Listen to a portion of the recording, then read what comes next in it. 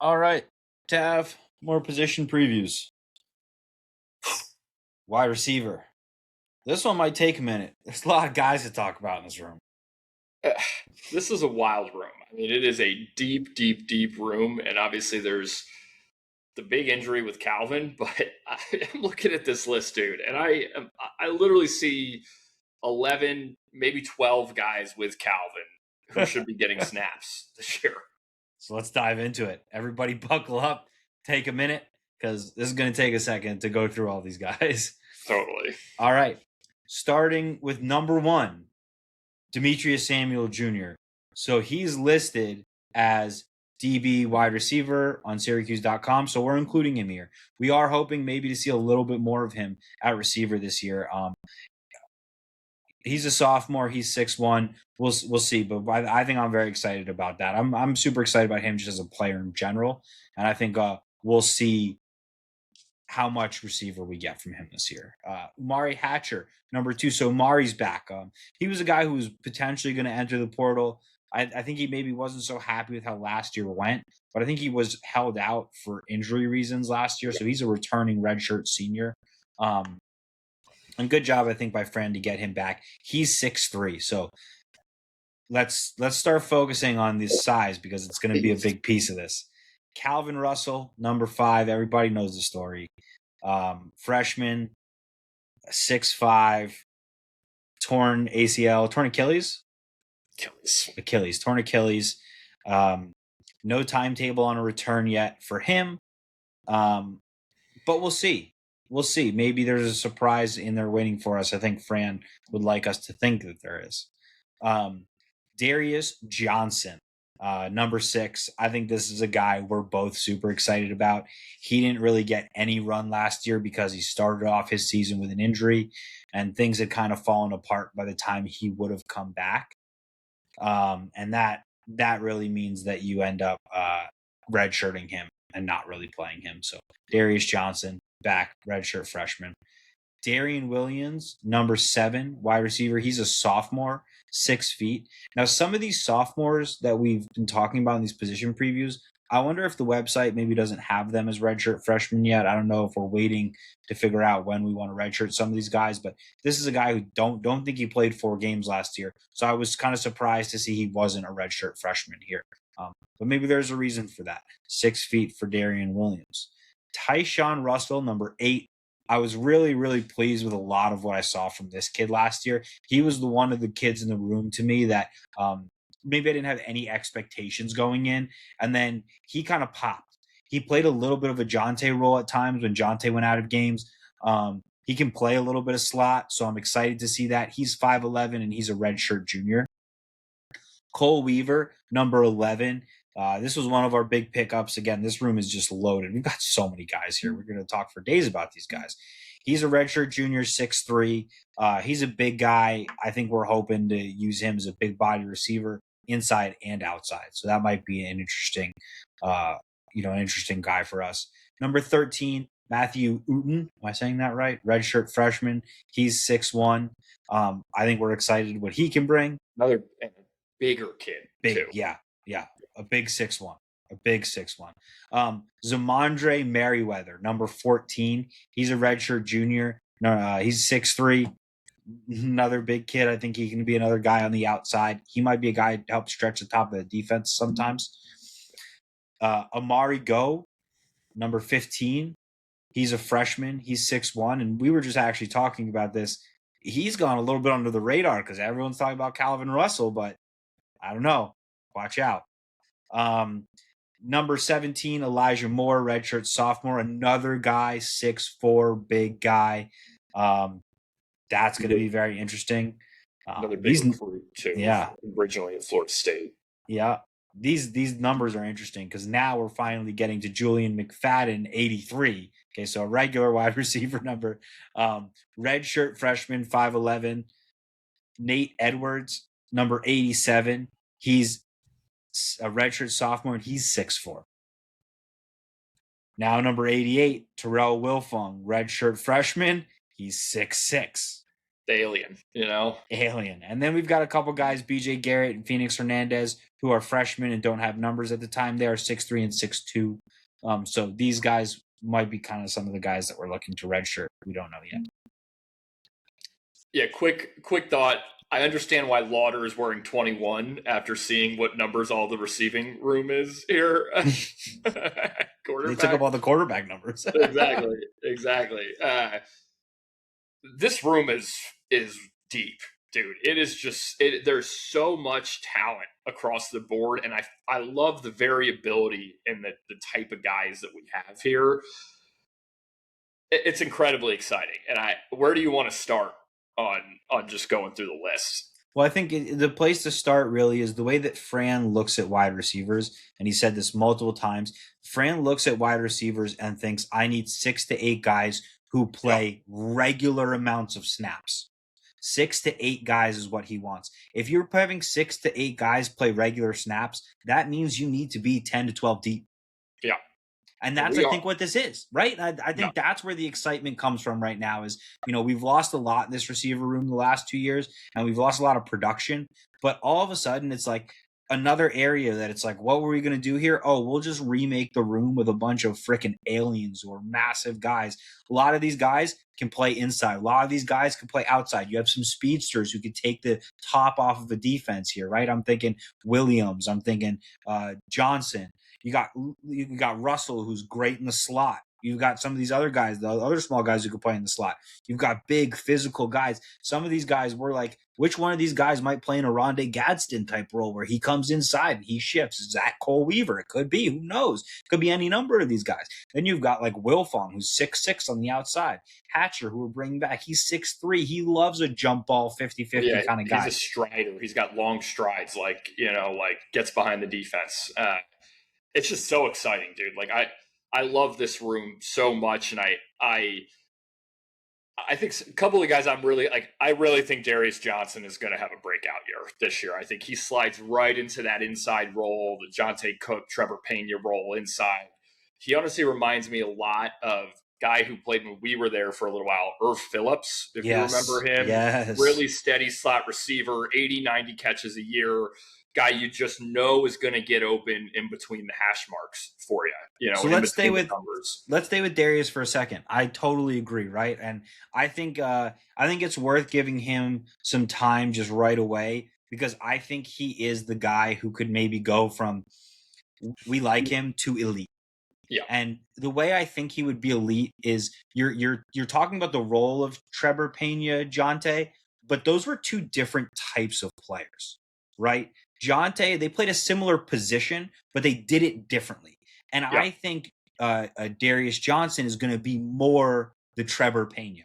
I think he's going to be the guy who's going to make all the tough catches. He's the guy that Angeli's going to be looking for on the big third down to do an out route, to do a zig route, to whatever that route is. Yeah. The route where like you come in, you fake like you're going inside, take one step inside and, back out to he's going to be the guy who's doing the short dig across the middle to catch a ball. He's going to be the guy who you're fading into the back of the end zone on 3rd and 8 from the 8-yard line. And you're going to throw him the sideline ball because he's going to be able to get open and get his feet in bounds. He's going to be more that type of guy than the Jonte Cook, who is really just more, I'm going to run over the middle. I'm going to beat my guy. I'm going to get out and make the catch and use my feet. Yak with Jonte. I totally agree. Like Johnson, and you could see it from like the tape from last year, and like his feet are great. Like he's a route runner. That's exactly what Ooth is about him, is he gets open and he doesn't do it like you're saying. It's not one cut and he's just trying to beat you with speed. He's trying to do it with technique, and he's set you up. Exactly. And I think last year I took a lot away from the way that Fran was talking about Johnson specifically before the season. I think he was very impressive in camp last year. He's another Miami Northwestern kid. He was Calvin's teammate in high school. I think Teddy Bridgewater was building a wagon down there, and I think this kid can really play. He can really play. He's a little small, and that's probably why he ended up at Syracuse and not an SEC school. But this kid can get open. And I think, just like you said, he's going to be the guy that we're looking to. Someone's got to get open quick on, big downs and 3rd and shorts and whatever it is. I really feel like he's kind of the first guy we're going to look at to try and fill that role and make those tough catches and get open quickly. You know? Yeah, and I think that's it, right? And that guy, when you have that guy, and we've seen it with Trevor Payne, right? Because I go back to Trevor Payne the year of Kyle McCord. When you have that guy, it opens up everything else in the pass game, right? And when you have that guy who is reliable, he's running the routes, he's exactly where the quarterback expects him to be. I'm thinking the Wes Welker type, right? Yeah. For Tom Brady. When you have the Wes Welker type, it makes your Gronks and it makes your Randy Mosses and it makes your other guys on the outside only that more effective. And so I think he's the kind of guy who he's going to have the defense really worried about all kinds of routes, short game, long game, anything that we're doing. And he's going to provide a lot of attention on himself to allow to open up a lot of other players. And I think that's a really exciting thing. So I agree. I think this is a kid we look at that, we expect him to be good. There's a chance he pops out as more of an elite type player this year. Yeah. And I think if he does, it's a huge barometer for our season, honestly. Because if we can get that, because what Trevor turned into for us, like you said, him and Aronde, and obviously Meeks too, but they were chain movers, and that's what you need, guys who can pull first downs for you. Right. So you have your Trevor Pena type, right? And if we think back to that Kyle McCord team, which I think was one of the best years of wide receivers I've ever seen on a college football team, to be completely honest with you, I thought Kyle was surrounded really, really well with a great wide receiver room. Our wide receiver play was awesome that year. And we're gonna take out the tight end for now, but obviously we had what should have been a first round pick NFL tight end who was unbelievable as a rookie in the NFL. He's going to play for a decade in the league, and be a top tight end, right? Like this is a guy, he's going to be a top 10 tight end picked in fantasy for the next decade because he's that kind of guy, right? So we're going to take him out for a second because we'll get to tight ends later, and we can maybe a little bit later talk about some of the roles some of these receivers can play in that. But there's some other types of guys we need to fill, right? And so one of the guys we mentioned is Meeks. Meeks caught every contested third down ball you could imagine. Every hook route where he knew he was going to take a hit, he just Velcroed that ball in. And my question is, who can do that on this team? And there's a lot of candidates for that kind of role. There's a lot. And there's someone's got to probably step up into that role. Who's going to be the go-to guy on the outside, right? I think that's probably the thing that we need to see the most. I think Calvin was probably going to get the first shot at that sort of role. Obviously, much different player than Meeks, but I think Calvin was going to go more for the Gill role, which was going to be the deep threat over the top that you look to like. That's your number one guy. You're going to throw him every 50-50 ball you can. You're going to call plays specifically to get Calvin the ball deep, right? And like you're going to feed him as more like of a Randy Moss type guy where he's just going to get all the chances at big type plays, but you're still going to need a guy who's going to take all the hits because you need a receiver who's going to be there to take the hits. Totally. Well, you'll need a guy to go over the middle, but we threw a lot of back shoulder fades to Meeks that year, to be honest. And I think that's what Calvin is going to be awesome at. Fair. Yes. That's very fair. Strides are so long, you stop, you throw it to that. Like, there's nothing anyone's going to do with a fucking 6'6" freak on the outside like that. That's but fair. I don't disagree. Like, we need to find a guy who's going to be able to make the tough plays in traffic as well. Meeks took a beating on some of those that year. How many times did he take a huge hit and just get up and first down, right in the guy's face, know? I'm not sure I know who that is. I don't think we do, but again, there's a lot of options for that. So let's drive through it. I think Darian Williams is a guy who could be that type of player. He's 6 feet. He seems like a solid kid. He can really run. You've got Matthew Uten. You've got Cole Weaver. You've got Merriweather, right? Like any of these guys I do think could step up. Elijah Moore, Nate Edwards, Julian McFadden, any of those guys I think could step up in that role. And to be honest with you, we didn't know Meeks was going to be what he was when he stepped on campus. I don't think either of us had any idea. Didn't get a lot of burn at Georgia. So what kid steps up into that role, it'll be very interesting. Is it maybe done by committee? I think it might be. The guy that I really look to have that kind of role is Uten. I really do feel like he's a guy that we're going to be relying on in big moments to make big catches. And that's kind of what I'm looking at as that type of role. And then you have your other role, which is who's going to be your big deep threat, who's going to go get the 50-50 ball. I think, you kind of profile that out as your number one receiver, right? The guy who you give all the big shots to. Obviously, you're going to do other things than just go over the top and try to catch the ball, but you do need those kind of big guys who stretch the defense. And I think we have a lot of guys who are in that position too, right? And a lot of these guys also, we don't really know totally what their skill sets are going to be. So we'll see as camp goes, right? As we hear things, hey, this guy looks like he's more like this. See some of the tape, hey, this is what it looks like.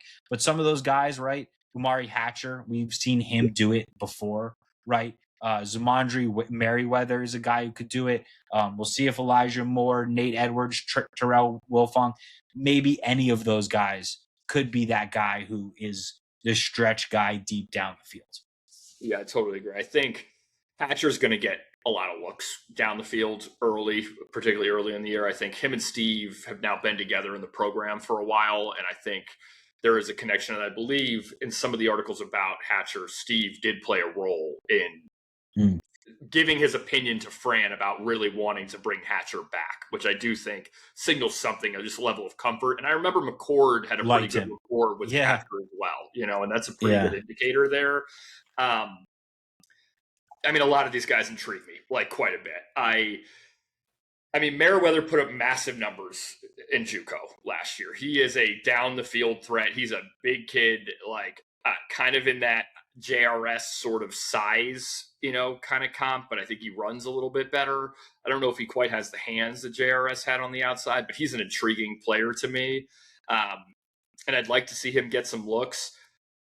I continue to think, I really do think we're going to see Weaver inside at the tight end position, just because this room is so deep. And I think you want to get an athlete of that size on the field in different ways. And I feel like the way to do it is to bring him in line a little bit more.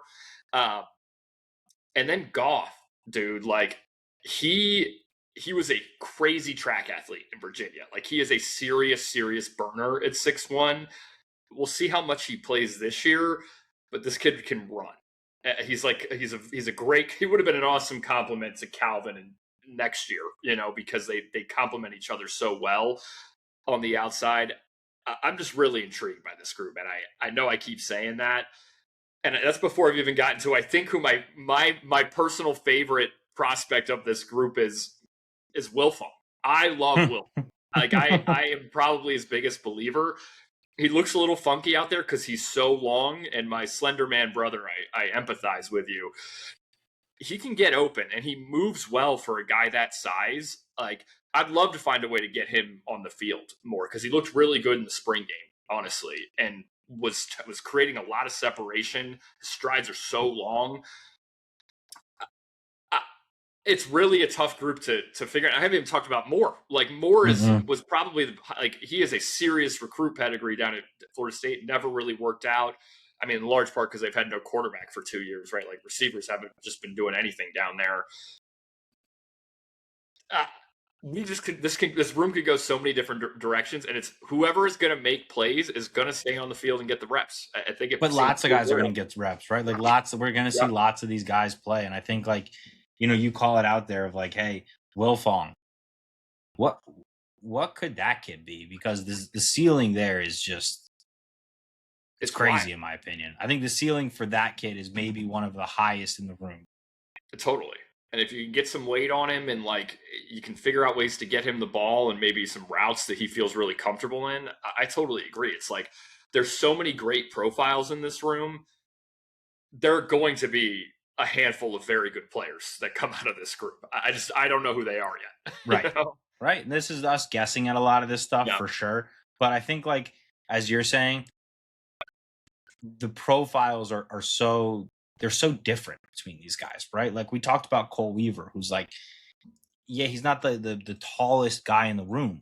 He's 6'3", but he's big. He's a big guy. He looks like he's 235, 240, And it's like you're saying, does he play tight end? But that's not even really Nixon's offense of you could be a wide receiver and still line up as the tight end. And you could be a tight end and still line up as the receiver, right? He moves these guys all over the place. And I think that's one of the things also that has me so excited is the way that Nixon's offense is run is multiples. He's looking at guys to do so many different things. And he's looking at wide receivers to run so many different kinds of routes, right?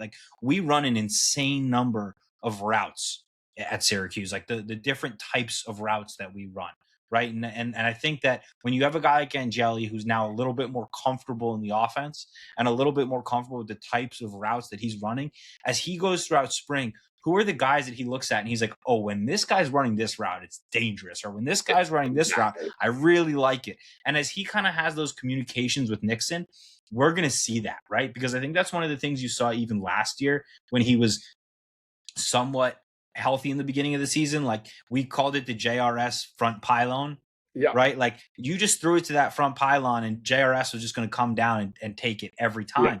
And you could see that that was something we kept trying to go back to, right? And so it's like 100%. Nixon's going to find a lot of different routes for a lot of different guys. And what can these guys offer? I think you just have a lot of guys who can offer a lot of different things. Totally. And he gives his quarterback the freedom to identify a look with a guy and go, I'm going there with it. Mm-hmm. And you saw it with Meeks, like we were talking about that earlier. Like how many times on huge like third down plays was it Meeks on a slant or Meeks on a short back shoulder like hitch? Yeah, like a stop and just give it to him. We like the matchup. Kyle trusts him. It's going there. You know, and that's just what it is. Or a Rondé over the middle or Pena on a little out because we like that they've got the fourth quarter on him or whatever it is. That's where that's when the offense is humming. You know, it's we identify matchups. We like what these our multiple personnel can bring. We move guys inside, outside, get them in isolation matchups and spots where we think they can win one-on-one. And then we let Steve diagnose where he goes with the ball. You know, and that's exactly the thing. If Steve is the guy who was, you know, towards the end of his 4 games last year with Clemson, you know, if he is that guy who he's standing in the pocket, reading the defense the way he was, and he's able to deliver the ball and he's healthy, that's where we're going to be really dangerous because all these guys are going to create different mismatches throughout the field. And the key is, can the quarterback read what the defense is doing? Right? Totally. Because if you have a quarterback who can't read what the defense is doing, aka a Ricky Collins type, and he can't see who's open, then you're never making any of the throws, even if the guys are open and are making the plays down the field. If you can't see it, you're not going to have the guys making the throws. It doesn't matter. 100%. I mean, I think honestly, maybe my favorite play of last year, I'll just throw it as my favorite play because I can't think of another one right now. But that the touchdown that Steve threw against Clemson, and we went through it in film review, and it was a touchdown to Gill, and you knew it before he snapped the ball where Steve was going with it. Like you watched it on replay, and that was a touchdown before we snapped the ball. Steve goes, "Oh, you're gonna play tight. You're gonna go 1-on-1, and we've got the wide side of the field with Darryl Gill. Yeah, we're going to throw that into space and let DG run underneath it." And that's exactly what happened. You know, it was an easy touchdown. Like, it was beautiful. It was clear, like, oh, we like that matchup. We're just going there. We're going there. I'm confident. I think he's going to beat him. I'm going to put it out there and let him go get it. And it was an easy score. Was it the first JRS touchdown, too, where it was like he just threw up a 50-50 ball where JRS just bodied the guy? Yeah. You were like, oh. Yeah, okay, so Steve just saw that this guy isn't going to be able to cover JRS, and so I'm just going to give him the 50-50 ball, and JRS is going to manhandle this guy. Let him post up on that front pylon, dude. Yeah, and I mean that's the kind of thing that you're looking for from your quarterback when you have, you know, this kind of talent, but this kind of different talent in this room. And the last guy that I want to speak on, because I'd be lament if we didn't kind of talk about him and what we're going to get from him, is Demetrius Samuel. I think Demetrius has a chance to be very, very impactful in this room this year, even if it is a little bit more in limited snaps. I love the idea of him playing a lot of two-way football this year. I love it. He can be an elite corner, and he can also, I think, be an elite wide receiver. And again, like I'm thinking about him on big plays, big downs, inside the red zone, that kind of stuff. I don't want to see him marching down the field the entire way, maybe like Travis Hunter was. But I do want to see him, you know, you get into the red zone, you're in the 20s, you're in, you know, at like the 18-yard line, 1st and 10. And it's like, let's put him on the field for the rest of this drive. Yeah, I know you're not as into the double. I'm not. I'm really position. Not. I would use him very sparingly on offense, if I'm being honest. Like, I think there's going to be spots where you can get him in the game and try something. I don't think it's a necessity to use him a whole lot on offense. I like the room. I do still think it's important to remember he is 18 years old, and you don't need to put this incredible beating on this kid. Like, I think part of the reason, like, Hunter never played a full season at Colorado playing both ways. He got hurt when he did that. And he played most of his two-way stuff at Jackson State, especially at a young age, and I think helped him a little bit. I'd like to see Demetrius get some snaps on offense. I'm curious to see how we weave it in, honestly. I like this room, so I don't feel the need we need to bring him in and out and do some weird stuff that fucks up our rhythm a whole lot.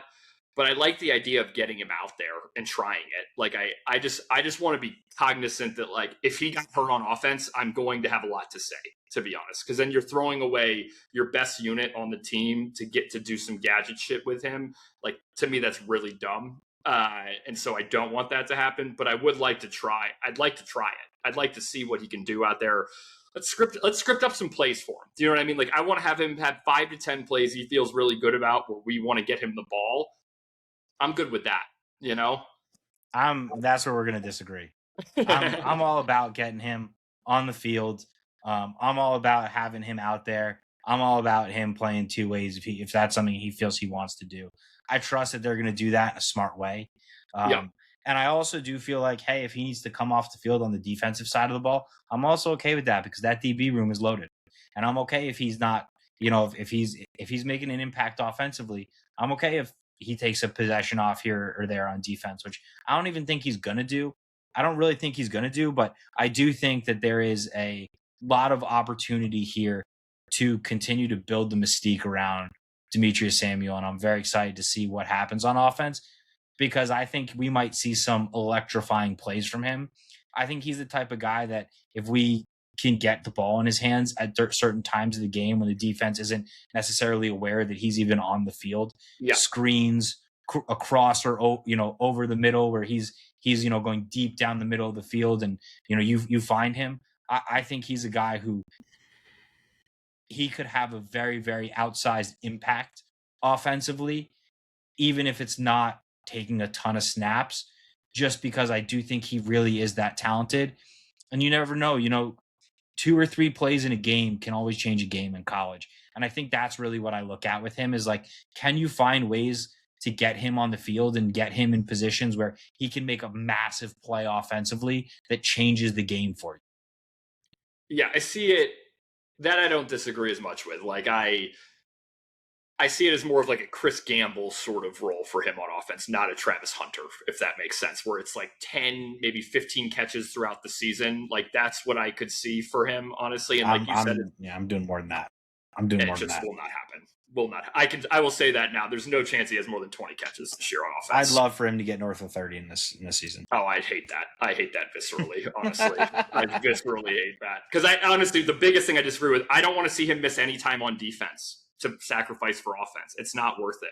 The opportunity cost for that, to take your best arguably your best defensive player off the field so he can be maybe your third best receiver, it just doesn't make sense to me. Like, I don't. You're losing more on defense to gain marginal amounts on offense, I think.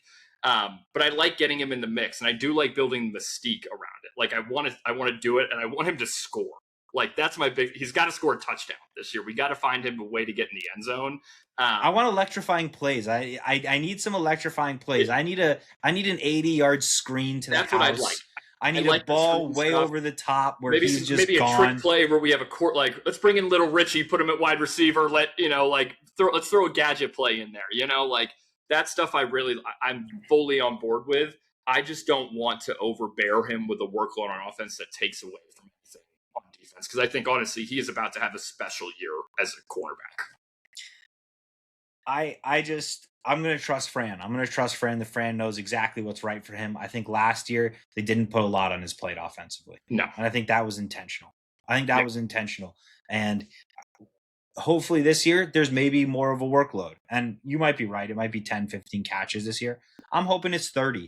And I'm hoping he's got 4 or 5 catches in him this year that are game-breaking catches. That would be awesome. And if we get 4 or 5 game-breaking plays from him offensively, I love that. We're in a completely different spot as a team. And I know that, like, hey, we don't want to sacrifice his defense. And I understand that. I understand he is one of our best corners. I also think cornerback happens to be our most loaded position. And I also think if you get 5 game-breaking plays from him throughout this season, all of a sudden, we are a way more dangerous team.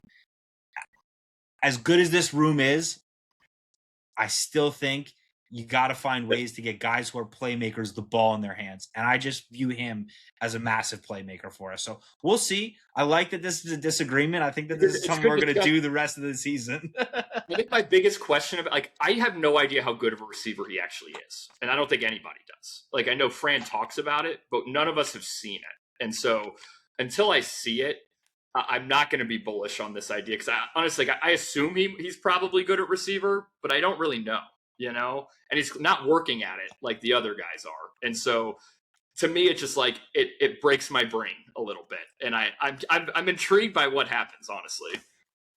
It's really the one position to me where I don't think he needs to be working on it like the other guys. Yeah. Like what we're saying though is what I'm saying is what is kind of what you're saying, just maybe a little bit more, because I do think you need to have like 2 packages that he runs in, 2 to 3 packages that he runs in, where there's 7 or 8 plays, maybe 12 plays total that he's a part of that you run on variations. Maybe it's 15 if there's a couple trick plays like we're talking about there, but it's not more than that he has to know on offense. And I don't really need him to like practice at receiver. I'm talking about finding easy routes for him when the defense is not aware that he's on the field to try to all of a sudden get the ball in his hands, because I do think he's a game-breaking player. I think that's fair. I don't oppose that at all. And we'll see. I mean, listen, we're talking about a difference of 10 to 15 catches, so who knows? Right, exactly. And I think it also depends, like, how does this work when it first happens? Does it work 100%. Well? If it works really well, first touch, then I'm gonna be eating shit. 40 catches, shit. Like if he scores the first week, he catches a long one, then it's like, oh fuck, we're gonna keep doing this. I was wrong, like so. I can't root against him.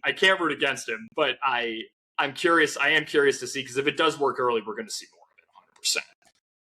Yeah. Listen, I'm excited about it. I'm really, really excited about it. I think that there's just a lot of opportunity. I think there's a lot of opportunity, and this room is awesome. It's absolutely loaded. I'm just this is one of the rooms I'm most pumped to see. I think this room, and as we get to the defensive back room, those are the 2 rooms I'm maybe the most excited to see what happens, because I just think there's so much talent.